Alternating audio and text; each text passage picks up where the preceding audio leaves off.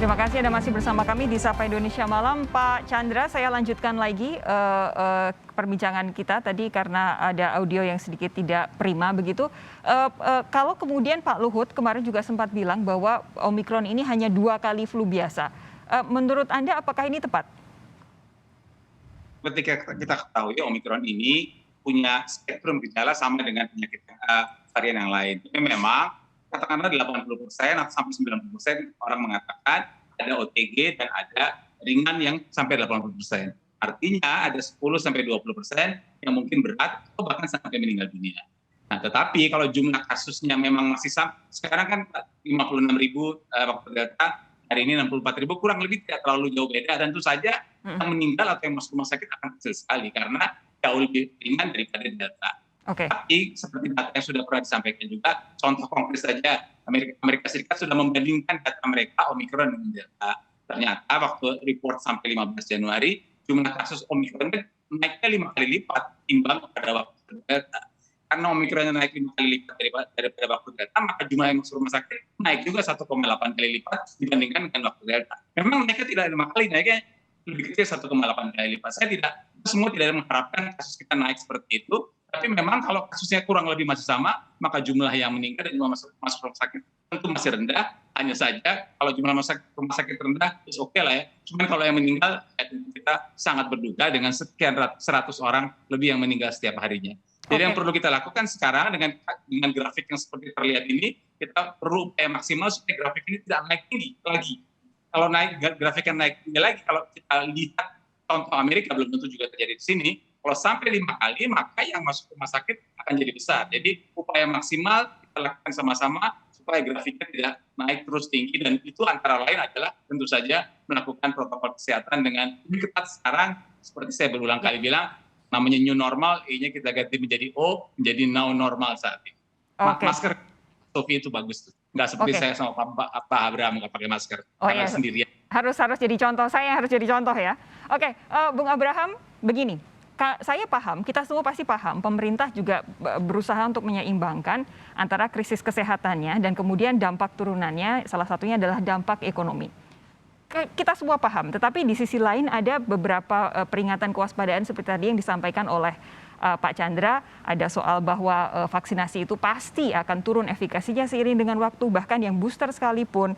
Lalu kemudian ada ancaman berupa long COVID, itu yang semakin lama semakin banyak penelitiannya, terutama untuk anak-anak ini. Anak-anak sudah 20 kali lipat ini penularannya dibanding pada awal tahun sampai dengan saat ini.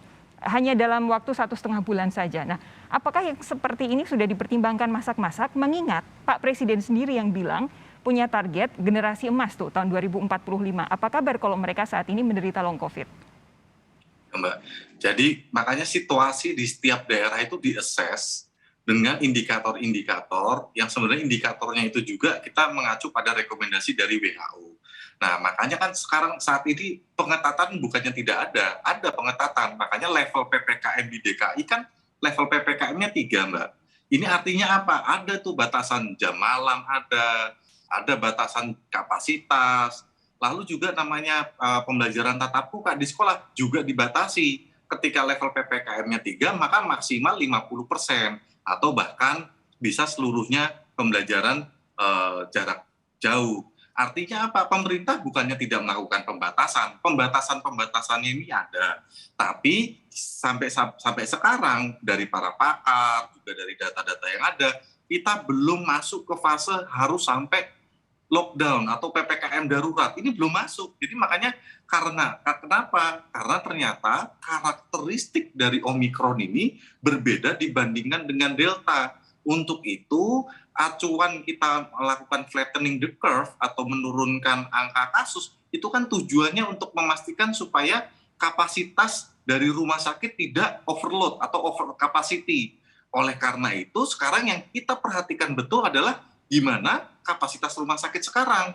Ternyata ketika kasus Delta dulu, ketika angka kasus per hari itu 50 ribuan, DKI itu jumlah udah pasang tenda darurat di rumah sakit. Kami KSP ketika turun ke lapangan, lihat itu antrian ambulan, lalu juga ketika kami turun cek ke oksigen, ada antrian masyarakat untuk mencari oksigen. Tapi kan sekarang tidak seperti itu ternyata. Ternyata tidak ada antrian di rumah sakit. Kapasitas rumah sakit masih memadai. Untuk nasional 30-an%. Tidak ada juga tuh antrian oksigen. Saya berdiskusi langsung dengan para pedagang oksigen. Saya tanya, ada nggak yang beli oksigen untuk COVID? Hampir semua mengatakan tidak ada. Ini situasi yang sangat berbeda apabila kita bandingkan pada masa Delta. Di sisi lain, Mbak, apabila pemerintah secara karena takut atau emosi, kita tingkatkan level PPKM-nya tanpa mengacu pendekatan yang ilmiah, yang akan terdampak adalah mereka yang kelompok menengah ke bawah. Jadi kita sudah mengacu saja pada pendekatan level PPKM 1, 2, 3, 4, tergantung dengan asesmen risiko setiap daerah. Karena Indonesia ini demikian luas, Mbak.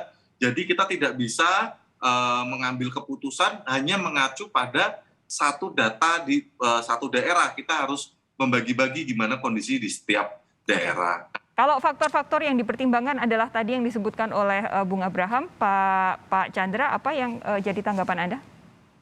Ya, seperti Mbak Sofi sampaikan, kita sepenuhnya sadar bahwa kita berhadapan dengan situasi yang mesti dibalans antara aspek kesehatan masyarakat dan juga aspek sosial ekonomi, katakanlah itu satu. Dan yang kedua, bukan hanya Pak Abraham, semua kita juga sudah tahu bahwa memang Omikron ini sangat berbeda dengan Delta, dampaknya juga seperti itu. Tetapi kan ada potensi, ya sekali lagi potensi itu belum tentu terjadi. Makanya saya ambil contoh konkret daripada saya pakai prediksi epidemiologi yang belum tentu begitu.